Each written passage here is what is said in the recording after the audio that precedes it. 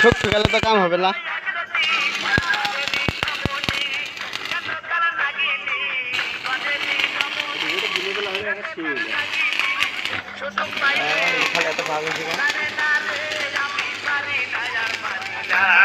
আমি কেন মরি না আর